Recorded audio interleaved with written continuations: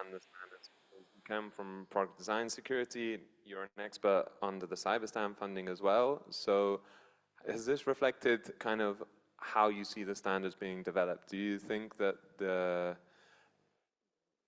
difficulties of managing these services is, do you think that it's going into the standards? Are they being made as simple as possible, or is it being targeted at companies that have maybe a higher level of cybersecurity knowledge internally? Yeah, so maybe first to say what Patricia said about the difference between organizational cybersecurity and product cybersecurity and the importance of being able to distinguish two. I underline that 100%, and it's something that I'm continuously battling. You know, companies that say, oh, but we have our NIS2 implementation, we did ISO 27000, so we should be good, right? And the answer is no. It's actually a completely different beast, and there are some touch points, but they're actually quite minimal. And then when it comes to the standards and the question that you asked, I think the standards, or at least the type of standards that are currently being written for the CRA, they are very good at telling you what you have to do. They are not as good as telling you how you need to do it. So if you're an organization, if you already have a certain amount of cybersecurity expertise in-house, then the standards are a really useful tool as a guideline or as a checklist to see, hey, am I really doing all of the things that I should be doing? Am I not forgetting anything? However, if you don't have that expertise yet, then the standards will not help you that much, because they will tell you you need to do this, this, this, and this. But good luck trying to figure out how you need to do that exactly. Okay, thank you. And then, Serena, this seems like a good chance to ask you, is that something you find more generally with other standards in other sectors that you've been looking at? And is there anything from working in these areas that the CRA standards could adopt, or any advice you could give to the way that these are being drafted to make them a bit more easily usable? It's a very good question, and I think my answer is somehow linked to what Piet was just saying, because I think that apart from the standards per se, what is in the standards, we need to also help SMEs in learning why standards are relevant for them, for their competitiveness, and how they can actually help them increase their positioning and better positioning in the market.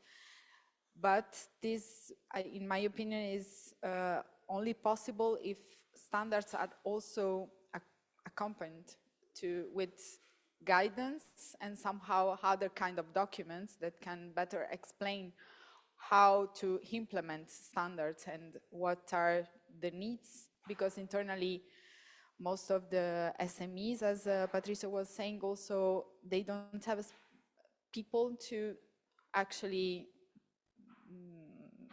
to work specifically only on standards. So they need to share the knowledge, to increase the knowledge and also the awareness on standards and why standards are actually relevant to the organization in general. Thank you. So yeah, what you two said, it's absolutely right. To the NIS2 and CRA, I think these are complementary, and in fact the manufacturer who is producing the products with digital elements cannot fulfill the CRA requirements without having some kind of NIS2, ISO 27000, company security, information security, because you have your source codes, you have to store them somewhere, you have to store them in a secure way with right access management and so on. So I agree, but the companies need to look at both for sure. And then regarding the standards, if I may, we are in our company very much biased because we started to work with IEC 62443 3 years ago. So for us, this is a standard human readable. When the EN 18031 came, it was very difficult for us to navigate through the standard. It is some kind of technicality. In principle, in the end, there was nothing really new. But it was quite a lot of effort to read through it, to understand the structure, to identify the assets that are defined there, and so on. So the decision trees and all this stuff to prepare the documentation according to the standard. So in the end, we did not gain any value because it did not raise security of our product. It was already there, but just to do the administrative work around it was really difficult. Thank you very much. So to sum up, does it seem to you like we are moving to a model of compliance as a service? And is that either by design or accidentally? Is that something that you think is ready for the market or is okay for the market? Or do you think there is more appetite for SMEs to try and do this work in-house, whether they train up a staff member or they hire someone to work on this? Do you think they would rather do that, or would they just accept it as another cost that has to be borne to make sure that they are in compliance with the legislation? Don't know if anyone would like to.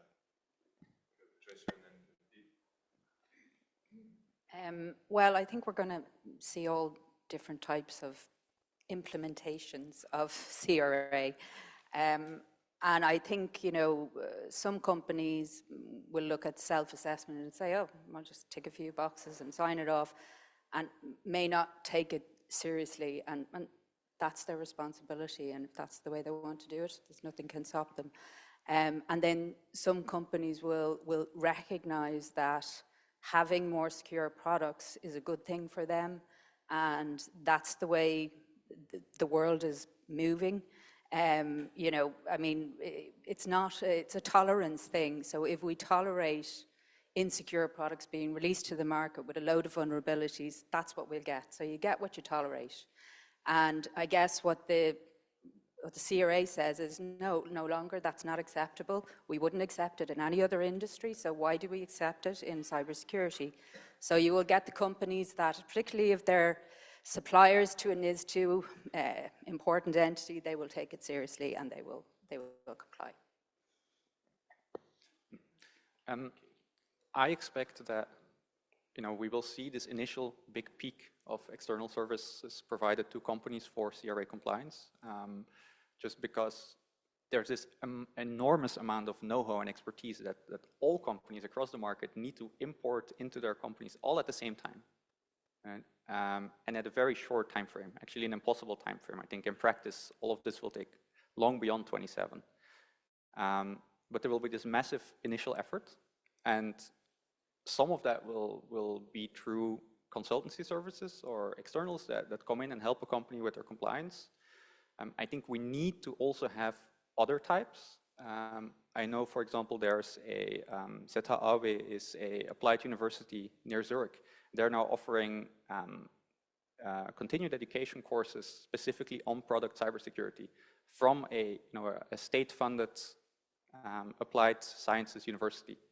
And I think these kind of initiatives we will need a lot more of, because the CRA is, you cannot just develop a product, you know, and then do your compliance check and then be done with it, and then maybe tweak your product a little bit if you see that you have a compliance gap.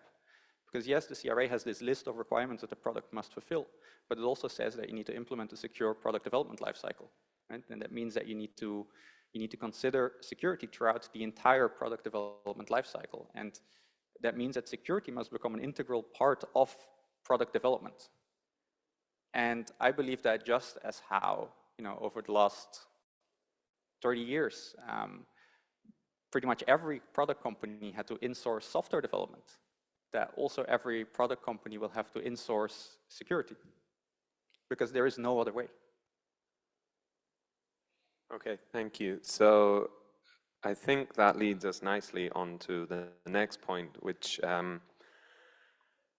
I wanted to ask, if you were a company approaching the CRA for the first time and you weren't necessarily a cybersecurity company, but you were, say, developing the toy that we saw in the example this morning, what do you think this would be like? Do you think at the moment you would approach this and you would be able to understand what's required of you, which standards might apply to you, or do you think there would be so much kind of competing resources, competing sources of information that you would just immediately think, okay, someone else can manage this for me? Or do you think there can be a way that this can be maybe codified a bit better, a single kind of platform, perhaps, that brings together all of the information, and you as an SME perhaps can say, okay, this is my product, this is what it does, this is how it's built, and then it can give you some kind of advice on where you need to go next? Anyone has an answer? Sorry. Yeah, that would be a nice world to live in. Unfortunately, every company is different, every product is different, and so on. So I'm afraid these companies really need some consultancy and some guidance towards which standards to choose and how to apply them. I absolutely agree. Reading the standards, if you have not done it before, it doesn't tell you what you should implement into a product. So yeah, once you do some rounds and you come back to the standard, then it's clear, but at the beginning it's really difficult. Yeah, so consultancy, I think, is I think, yeah, I mean, obviously consultancy is one way to go, and I think there is a certain amount of that advice companies are going to need. You know, software is also a solution. It can do some of the heavy lifting to reduce the cost of consultancy, because some of these smaller companies just don't have the budget to employ expensive consultancy companies to do this. And, you know, we're also in a skills shortage in cybersecurity, and particularly a skills shortage in product security and OT security and IoT security.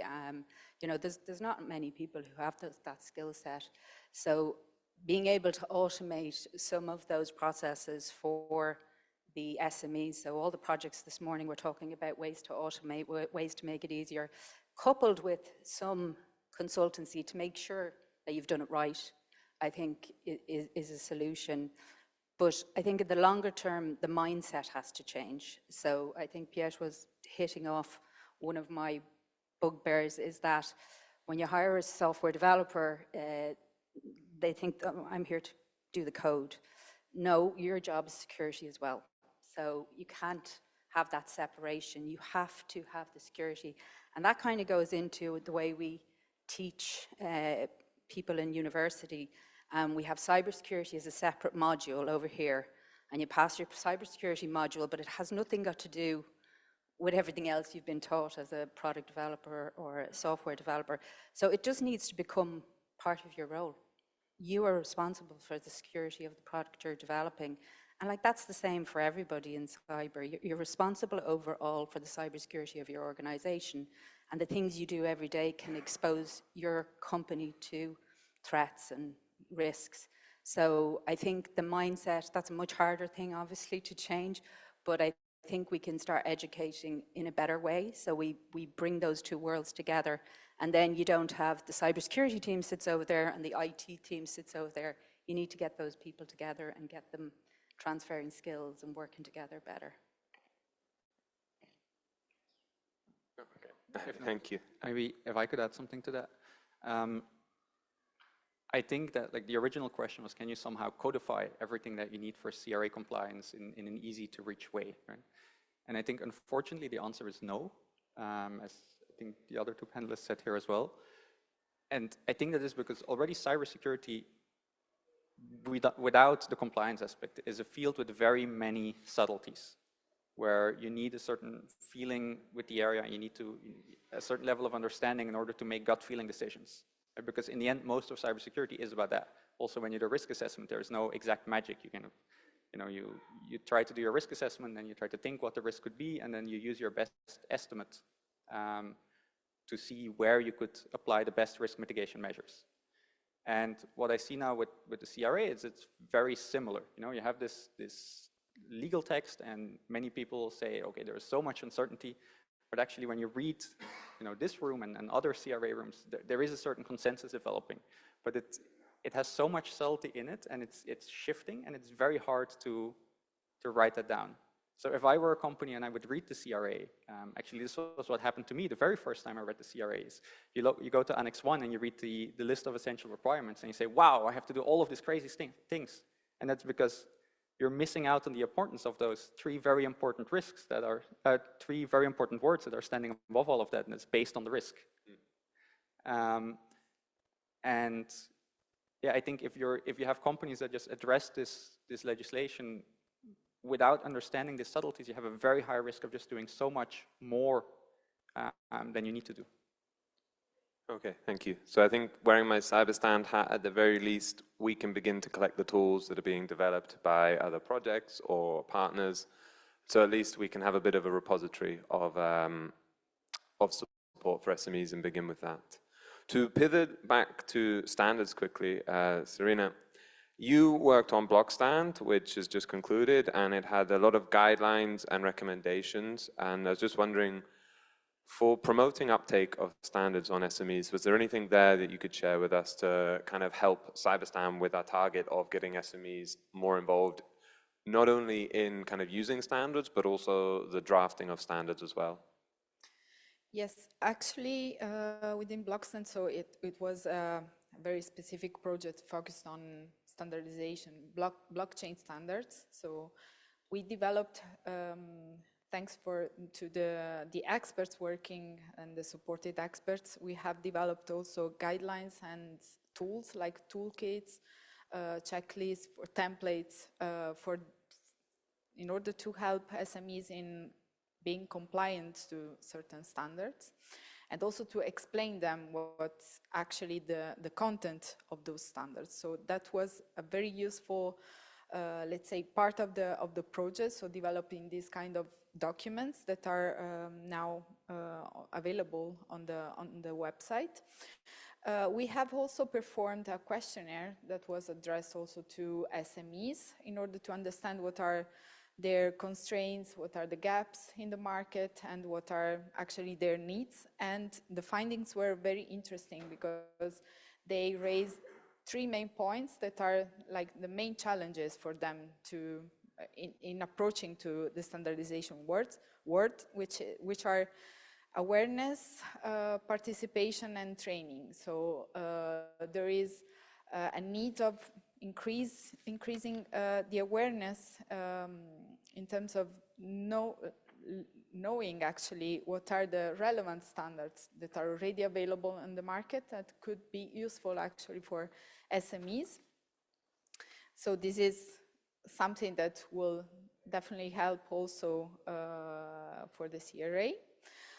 Participation, because many SMEs don't know how to take part in the standardization process. So they could also take part not only in participating in SDO, so in the traditional ways, but also through pre-standardization activities, which are, I think, also very important, because through pre-standardization groups, they could bring to the attention of SDOs also their needs. So it's a preliminary phase that could also help in developing like more targeted standards.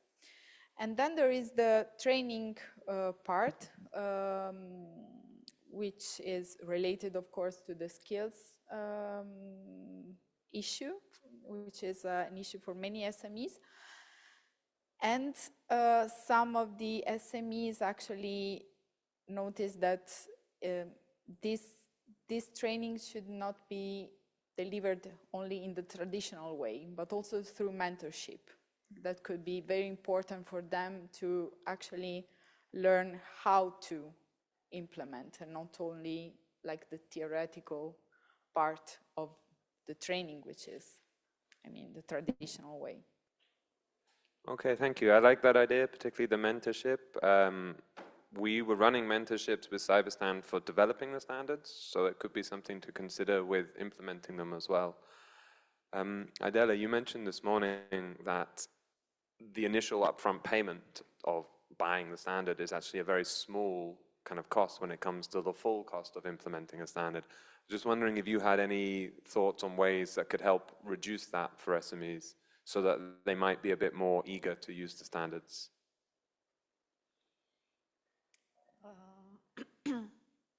To reduce the cost of implementing. Exactly, yeah. Okay, I will have to think about that for a bit. Okay, probably. Yeah, I can imagine if there is some kind of consultancy or tools that the manufacturer can use to make the processes more effective, that could help. But it is the question how to select those tools and those companies for consultancy that are really reliable, and you know, there is a huge offer of such services, as was mentioned already. So how to pick the right ones, because if you are considering you are at the point where you don't understand the CRA or the legislation in general, and you need advice, so it's difficult for you to like benchmark, so some kind of, I don't know, register of legitimate consultants or something like that. I don't know, just brainstorming. I actually also have an opinion on that very contagious topic about the cost of standards, or a controversial topic. And that is, I don't think the problem with the standards is the price tag, you know, or what that price tag is exactly. I think the problem is more the fact that, you know, not all of the standards, but for example, the Sensenelec standard, is that they are behind this barrier in the first place. When I want to read an RFC from the ITF, or I want to read this famous ETSI standard 303645, I just go to Google, I type in 303645, I hit enter, and a second later I have the PDF of the standard, and I can scan it, and I can see, hey, is this useful for me, yes or no? If I have one of the Sensenelec standards, I can do the same, then I will get to a paywall page where it says, hey, please pay $300 for this standard. That already gives this first barrier. I don't know yet if this standard is actually useful to me. And then when I get to it, you know, only then do I get to find out, hey, what is in here? Does this make sense for me, yes or no? And I think that is the big difficulty. Just this, it's not about the sum of money. It's just about this additional barrier that just doesn't allow you to quickly see what's in there and if it's good for you or if it makes sense for you. Okay, thank you. I mean, I can't speak on behalf of Sensenelec, so I don't know if you'd like to go next door and make that point, but it is, it's true that without having some knowledge already of what's in the standard or what might be appropriate to you, it can seem, I think, like a bit of a jungle out there with all of the standards.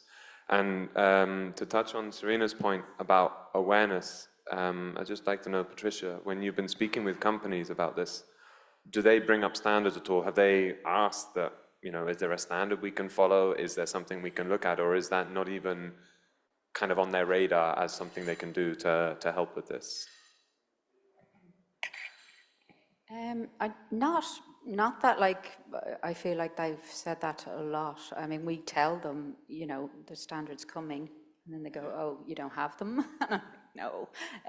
But I think, like, really, you know, we're nearly educating them just on the basics when we first talk to them.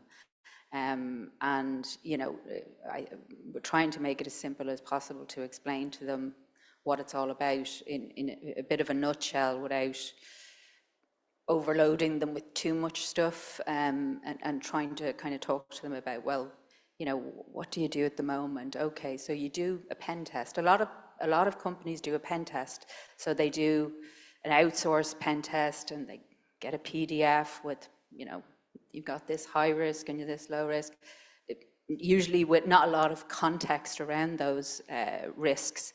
And then they go and fix those problems, and then they release their software or hardware, whatever they have. So a lot of companies we talk to do that pen test at the very end of the process. What we're trying to tell them is that, you know, that's the wrong way around. So if you really try and start to do that much earlier in your process, you will avoid it. But there's a bunch of other stuff you should be doing in terms of testing to really, you know, get down to fixing all the vulnerabilities, because it's only the ones they find, right? There could be other ones there, but also with SBOM and with, you know, all of these other things that they should be doing. But yeah, I mean, really, I think the standards, we have been informing people about them, and I think they'll be a big help. You know, and I get your point. It doesn't tell them how to do things. It tells them you should do what you should do, but, well, how do I do that in my company? You know, with the context of, my team and, my product, and, that's the difficult bit. That's what they're going to need help with, either through software, but probably with a mixture of both software and a bit of consultancy or a bit of help to help them do that. Because I just think, some of these companies just will need some sort of tool to rigidly guide them, to implement a methodology within their company, to put a bit of structure on things for them, so that they're not just wasting time just going all over the place because there's so much to do. So, start here, start with your risk assessment, do your threat model, look at your security by design and by default, then sit down and, start looking at the vulnerabilities you can start to address it early on in the process, and then do your testing, and then look at your documentation and what you need to produce. Like a lot of smaller companies won't have any documentation. So we have a pilot customer where they've brilliant documentation. So we were able to feed that to, ingest that into an LLM, and we have our own knowledge graphs to give context and our own ontology to draw relationships between things, relationships like risk, threat, vulnerability, control.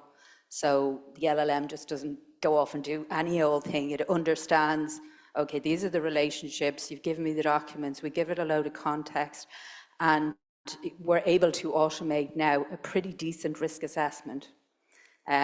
Still in trial, but we need to do it with a lot more customers, or design partners, as we call them. But at the moment, it's not perfect. It still needs a human in the loop to verify what it has done.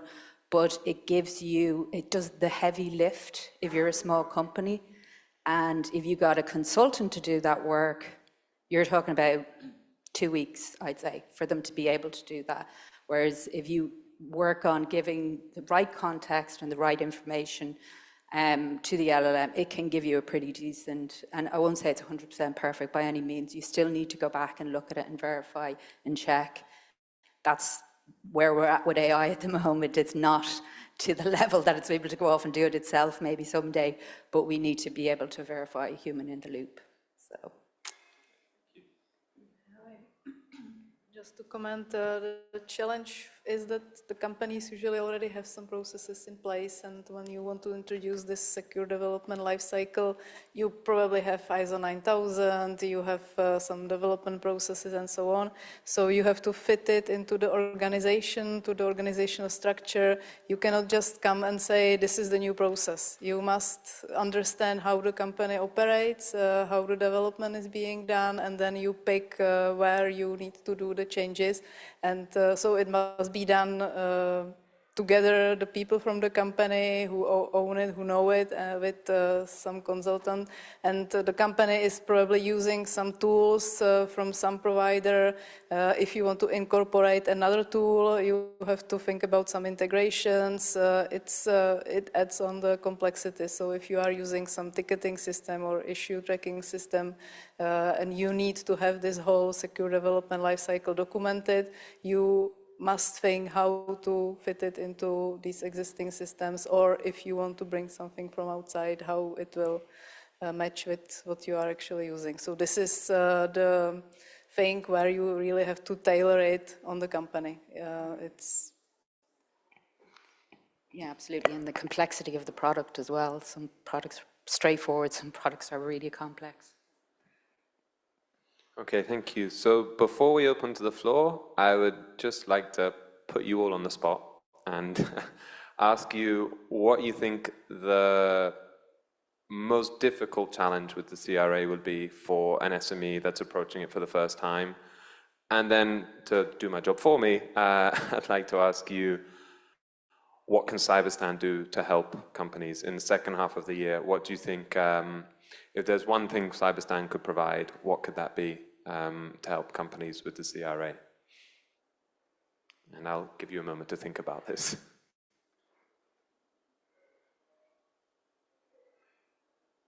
Is anyone ready to start?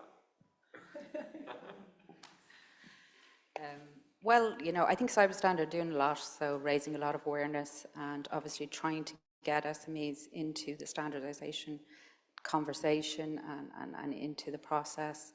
I think like there's just endless amount of raising awareness that needs to happen. I think what we talked about earlier about, you know, the ecosystem of projects that we have, EU projects, how we get those projects together and, you know, understand our overlaps, but, you know, maybe, you know, be a bit smart about not reinventing the wheel. So if there's somebody is doing this and they're doing it really well, is there an integration with the other products or projects? Because I think what we don't want is 9 different ways to do the CRA. So we want, you know, very clear guidance for SMEs, so they're not going, oh, well, I looked at this product and they said you have to do it this way, and that product said you have to. So just super clear guidance. You know, we're a product company, but like we're also cybersecurity people. So like we're lucky we have that insight, but the SMEs won't know which product is the right one or which approach is the right one. So the more we can align what we're doing and the methodologies we're using and how we're implementing the CRA, the better.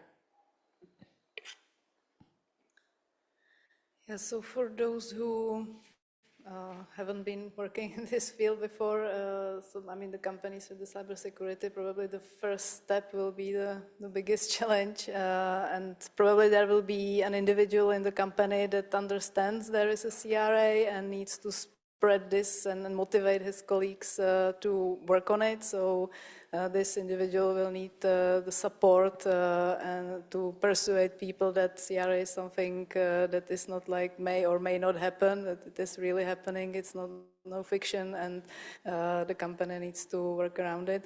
And then, as Patricia said, to help the companies identify which of their products will be in scope.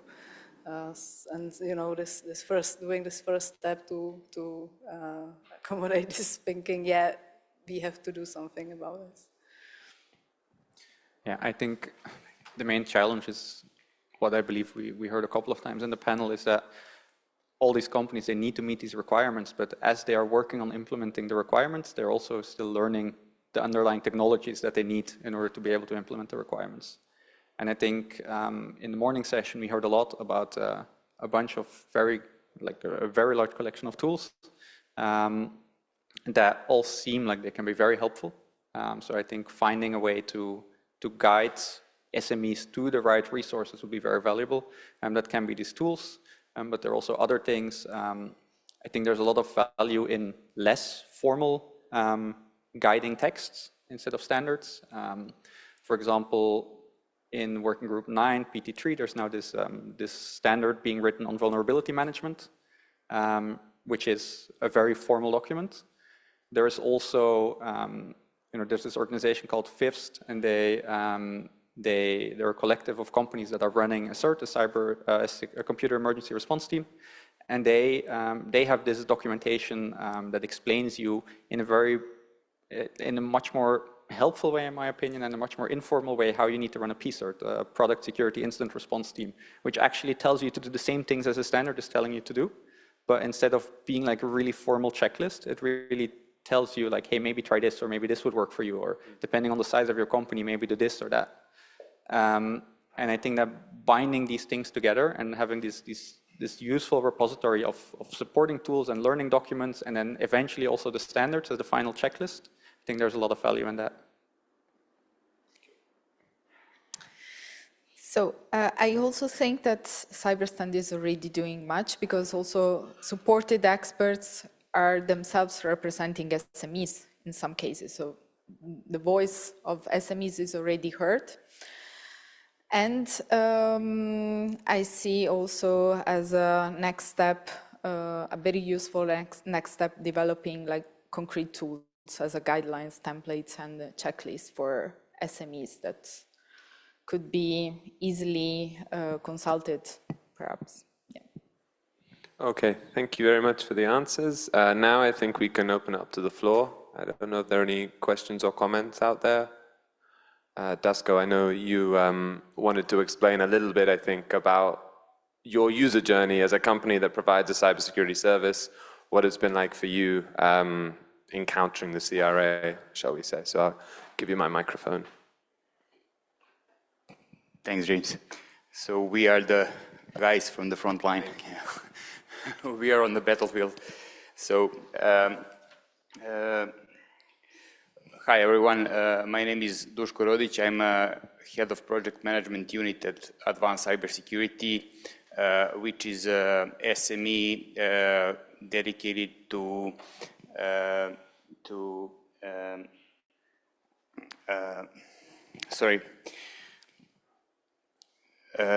protecting the critical infrastructure and SMEs through our next generation CM solution called Armada.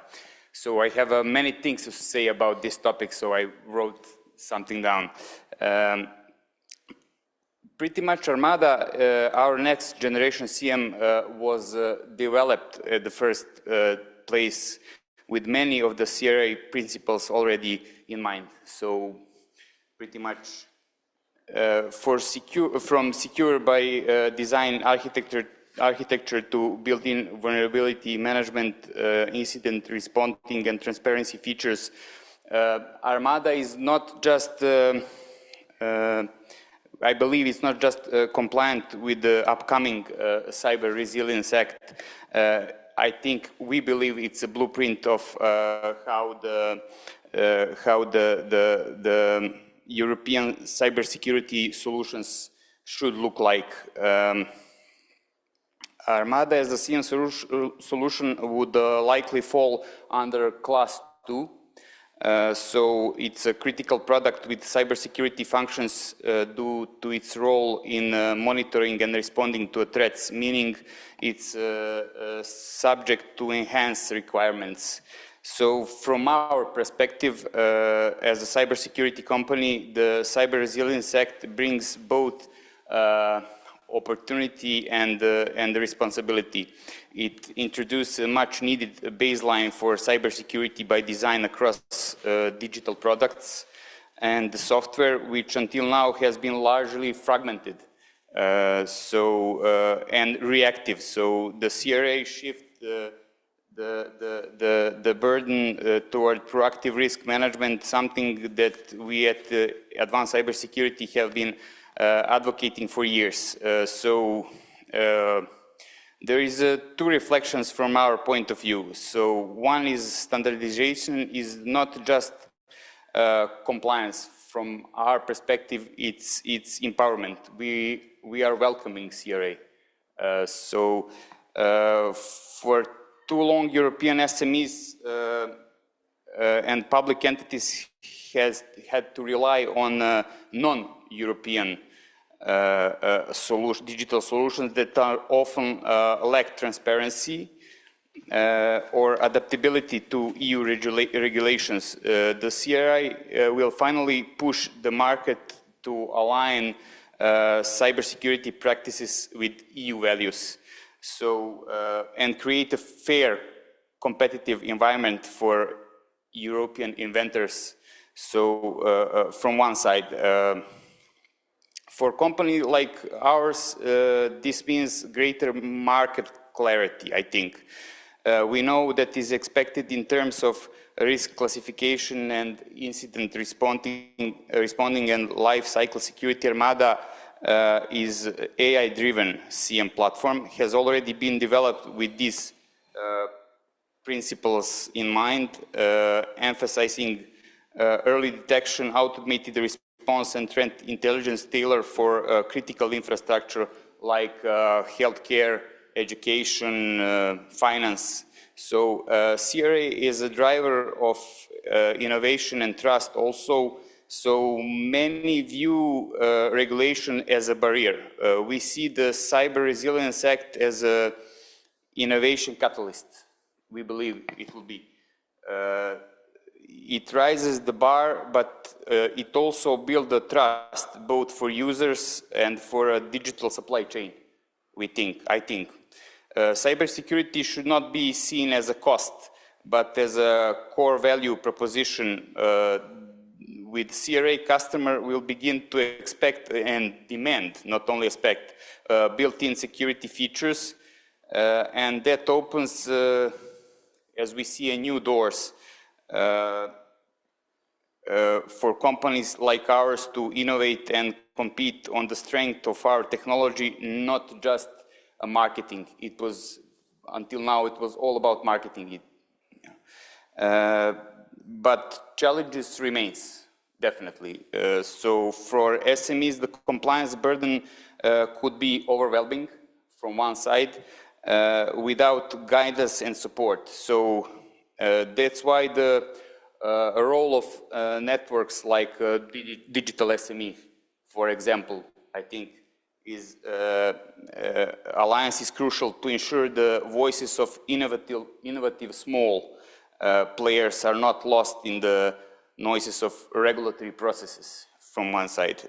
In conclusion, I think the Cyber Resilience Act is not just about security, it's about European digital autonomy. I think, about giving our companies the framework to grow responsibly and about protecting the trust of every citizen and business using connected products. So we, as advanced cybersecurity, I think we are ready, you know. So. Okay, thank you. Just a few words from Alexander, if you want. Or... My name is Alexander Kotevsky. I am the CEO of Advanced Cybersecurity. We are a European cybersecurity company, which is a company that is focused on cybersecurity protection for SMEs, and we use our own tool, which is Armada called, and it is a next generation CM tool, which is pretty developed with all CRA principles in already in development phase, and we need to let's say that our tool is a blueprint of what some resilient tool for European SMEs should look like. So that's it. Thank you. I'd like to, I think, follow up on a couple of points. I don't know if anyone also on the panel wants to follow up. But firstly, I think what you said about cybersecurity not being a cost, or rather, it shouldn't be seen as a cost anymore, but it should be something. Yeah, we are trying to raise awareness. We are financing many workshops, many events that would give insight to the SMEs to see the cybersecurity as a necessity, not something they have to have because it demands from some reason. And we tried to explain that it's much easier for them to pay some amount of money to prevent bigger disaster. I mean, we get a lot of time calls from after something happened, and they often say to us, but it's too late, you know, what you can do. I mean, we can do digital forensic, we can explain what happened, but we cannot do anything after that. So I think raising awareness is something that it's most important thing to be done in the future. So yeah. Sure. I was just going to say, and I think Patricia, you mentioned this morning that when talking about the CRA for companies that aren't familiar with it, it shouldn't be talking about compliance. It shouldn't be talking about the legislation. You should be talking about cybersecurity as a whole, and this is a means to achieve it rather than you need to do this because the law says it. You need to do it because if you're an SME, we say this a lot, if you're an SME that suffers a cyber breach, 50% of them go out of business within 6 months. So cybersecurity is an existential kind of service that you need. So that, I think, can be a way that we communicate about the CRA to those that are not yet aware. I agree with that argument, but I think it's also important to see here that we're blurring the line again between organizational cybersecurity and product cybersecurity, because the argument that both of you just made holds for organizational cybersecurity and how you can convince an organization to, to spend money on a SIEM or on some other cybersecurity measures. And I think the great thing about the CRA is that, if you're a product developer, then security is still a cost. Yes, you can have some reputational damages and so forth. And the great thing about the CRA is that it mandates that cost for everyone. So it's no longer a commercial disadvantage when you invest in cybersecurity for your product. I think though there's a good point to be made about the supply chain, and that normally what happens is businesses buy products, then they plug them into their environment, and then they plug in all of those vulnerabilities and risks because the product is not secure. So there's a big link, but I think in terms of skill set, understanding product security is a very different skill set to understanding an operational environment. And, listen, it's not, you can learn those skills, but I just think there's a specific approach that maybe you take with an operational environment that, you take a different approach with a product. But I thought your points were very well made, and I think, it's great that you have an SME saying, this is good. It's a good thing, and look, and it's exactly that tone of voice and that messaging that we have to change and to stop talking about things in a negative way. It's a good thing. We should be doing all of these things. If you look at the essential requirements, there's an awful lot of stuff in there that is not new. It's been there for donkey's years, and now it's time for people to actually do it, and they're going to have to do it. But I also, I think it's great to see that, companies are going, oh, look at us, we're more secure than our competitors. And it's a competitive advantage because you can go to entities that have, supplier procurement processes, and you could say, oh yeah, but look, we've got the badge, they don't. And that's the big differentiator.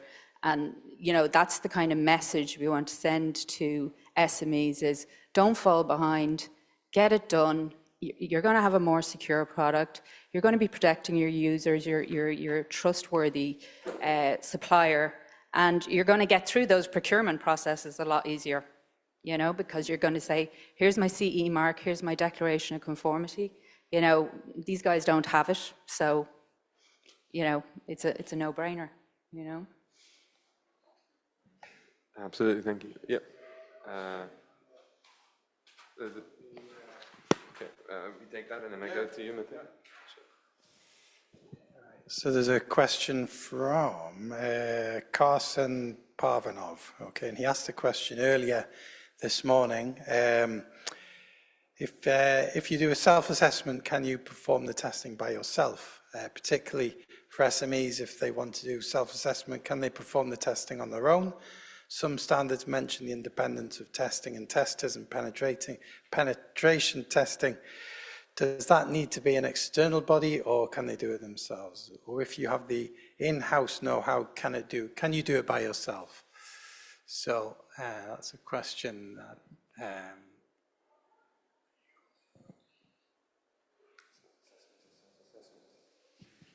I think the answer is you can do it by yourself in most cases, but what you should really be doing is you should do the risk assessment, and you should see, if I do it by myself, does that bring enough security guarantees?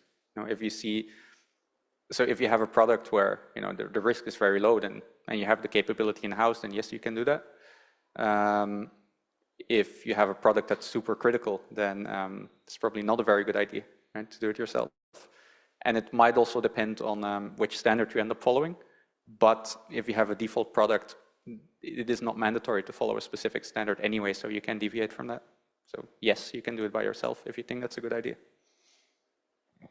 I guess the market surveillance bodies will check up on this afterwards. So if they decide that you can't be self-assessing, then you will have to do it anyway. Yeah, so the comment that James gave is that, well, but you have the market surveillance authorities that come and check. And that's very true. When you do the self-assessment, or when you do the self-assessment, you have to keep all of this technical documentation. And so you better make sure that what the decision that you made was actually reasonable. And if you decide to do it all yourself, even though you very clearly know that's not a good idea, and the Market Surveillance Authority comes by, then you might have a problem.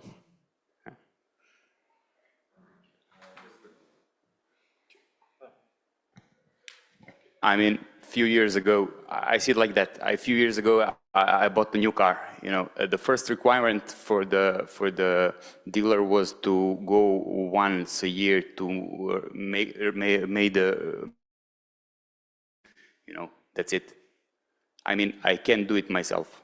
I can do the change in oil and filters and everything else, but, you know, guarantee is no longer there. So that's the requirement, because they do have workers that are, you know, trained to do that, certified, and you know, I see it like that. Before my career, I'm actually a finance guy that got lost in IT. I mean, I was a risk manager at the bank, so I worked for 15 years as a risk manager, so I do understand that.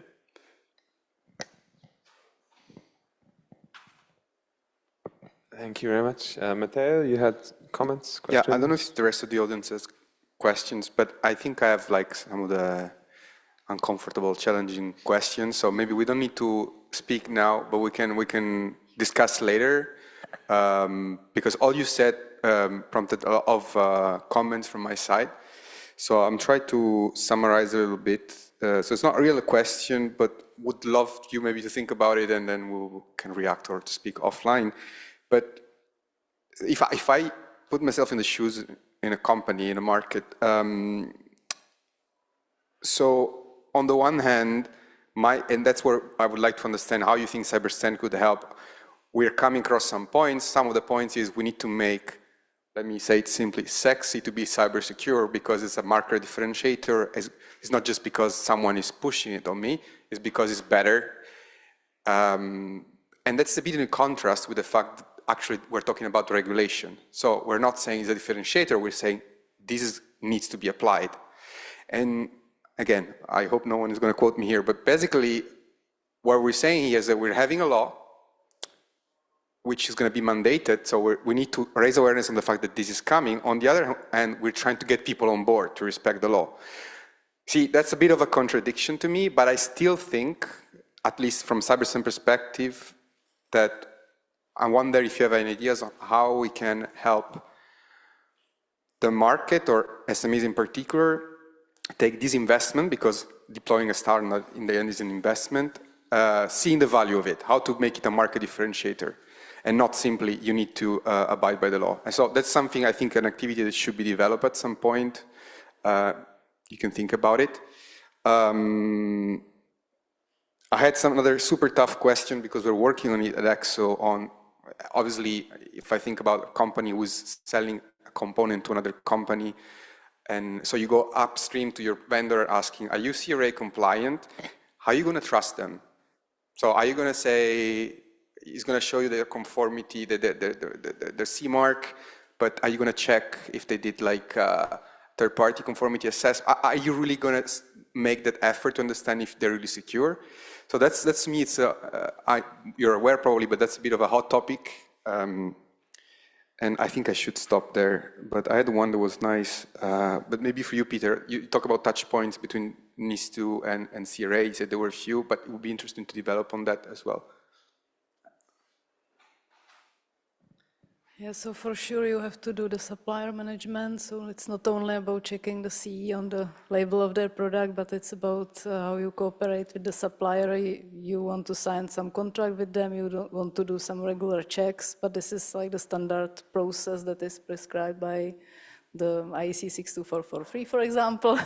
So yeah, it's not just to check the label, and you need to understand how the supplier is working, what processes they have in place, and so on. So that's, from my perspective, mandatory, otherwise you cannot trust, as you said. And the CRA, just one thing, and I'm sure others will add more, I'm sure CRA will be recognized out of EU. So if you are producing a product that you want to sell out of the European Union, this will help you as well. Yeah, I think, you know, the reason I don't like the word compliance is that it's a point-in-time check. So you only know at that point that you're compliant. The next day somebody could make a change and then you've fallen out of compliance. So I think always monitoring your risks can change day to day. So things that happen to your competitors could happen to you. So there might be specific attacks that are, you know, in your industry or in your product area that you have to keep on monitoring those risks ongoing. So, you know, I think that's the kind of mindset change that has to happen. And as a risk-based approach, you're always going to have a bit of a residual risk. So you'll be able to reduce your risk, but the risk is always there and you're always going to be susceptible to an attack. And that's very unfortunate for the company or the product it happens to. And I think when those things happen, you know, a proportionate penalty, or, you know, if somebody is blatantly doing nothing, but if they have their documentation, if they can show that they've done their testing, if they can prove that they didn't sign off on the attestation that they were compliant or that they were conformed, just willy-nilly, I think you have to take that into account and say, listen, they did their best. They did all the stuff we asked them to. So we have to take that approach of not blaming kind of people and saying, you know, you took a risk-based, but you may have missed a risk. You may have not been aware of something, but you did your best, you know. So it's a bit of a best effort, I think, until it evolves and gets a bit more mature. If I can on that, I think I entirely agree, and I think it's what is stated in the regulation. And again, put in the hat of the industry, they will say, yes, but what will the judge will say? I mean, you are assuring me now, but when we go to court, will the judge say you did a wrong risk assessment? Well, I'm just saying to point, what some of the questions that we received from the industry. That's why the evidence is so important. So to be able to track everything, every decision you make in the risk assessment, document it. Why did we make that decision? You know, what was the analysis we used? Did we have a threat intelligence feed, or, you know, what kind of basis did we base that risk off? So you can really, really prove that you did your absolute best. So if it goes to court, it'll be at the mercy of the court, but at least you have your evidence and you can prove that you did your best. Yeah, so let me answer two questions. So the first one quickly about NIS2 versus CRA. I think Patricia already gave part of that answer earlier in the panel. That is that many secure development lifecycle standards, they will actually tell you that you need to have an information security management system to make sure that, you know, there are no hackers that come into your company and maliciously change the source code. I think that's one touch point. The other one is that you often need to do the same things or things that have the same name. For example, both for NIS2 compliance or for CRA compliance, you'll have to do a risk assessment. And those are similar processes, but they're also distinctly different. And then for the supply chain security, I think what's important to remember is that the CRA does not require you to ensure that you only incorporate secure products or components into your product. It requires you to ensure that the components that you integrate into your product are secure enough so that they do not negatively impact the security of your product. Right? So if you implement a component in a way that's really not security critical into your product, then the requirements are much lower. So maybe then it's good enough to just check that the CE mark is there. Yeah? If you're integrating a component that's really critical to your product, then you might need to do a lot more. And I think there, again, it will be a matter of like Patricia says, making sure that you documented all those decisions. That like, hey, we actually thought about this, and this was the decision that we made. And what I see is that, you know, for a lot of companies, doing this is very difficult, and companies are going to make mistakes. And we will not have maturity for this task in the EU industry by the 11th of December 2027. So there will be a lot of mistakes made, but I would be very surprised if there would be, you know, very harsh punishments for the companies that make those mistakes, as long as they acted, you know, in good faith. Absolutely, no, I agree with that. Are there any other questions? Otherwise, I would have follow-up stuff. Yeah, so I have follow-ups. So it's another question from Krasen about testing. security testing and penetration testing are expertise that many companies don't have in-house. So this is another external lab cost because many companies use external labs for EMC testing. How will this work with self-assessment? Will the standards provide guidelines on testing and assessment in-house, like EN 303-645 and TS 103-701, so you can test in-house?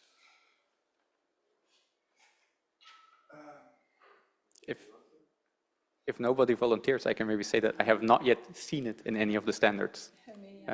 So probably not. One of the projects earlier on were talking about guidance in pen testing, and it's probably going to come under the vulnerability handling requirements because pen testing is another way of handling your vulnerabilities.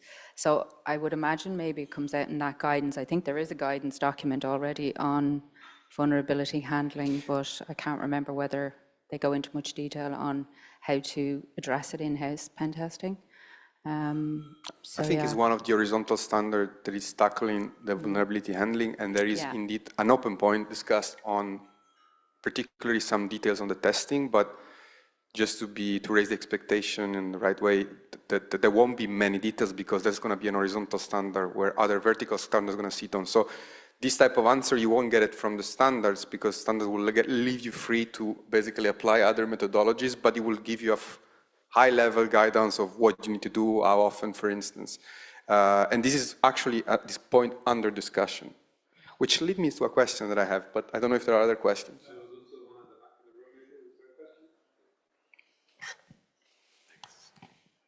It's a comment to remind the audience, and if someone is also joining us online, that what I mentioned earlier, the Digital European Innovation Hubs Network, financed by the Digital Europe program of the Commission, has more than 40 hubs specialized in cybersecurity, and each of these 40 hubs, no matter in which EU member state it is located, and even in associated member states, associated to the Digital Europe program, provides services to small and medium enterprises for free under the regime of state aid. So it means that every SME can use up to 200,000 euro of service value for 3 years in a row. So basically every company that is requesting to have a penetration test as part of its vulnerability or other cybersecurity arrangements can use the services of these hubs.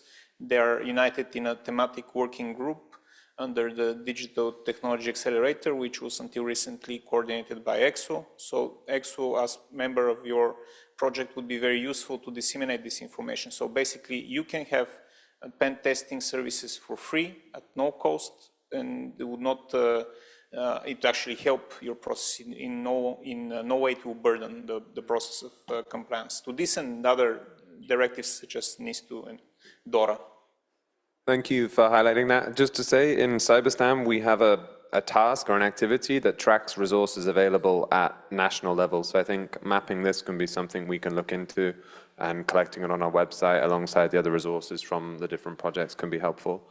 Matteo, we can go back to you, but I just wanted to say this discussion about risk and then potential liability. I think if I was a company and I was hearing this and I wasn't sure about this, I would rather pay someone to do it for me than take the risk that I would do it, get it wrong, open myself up to potential penalties, and then have to take the risk that my documentation is accepted by whoever the deciding authority is. So do you think there's a way that we can encourage companies to learn about this themselves, or will it just be take it off to a consultancy or an external service?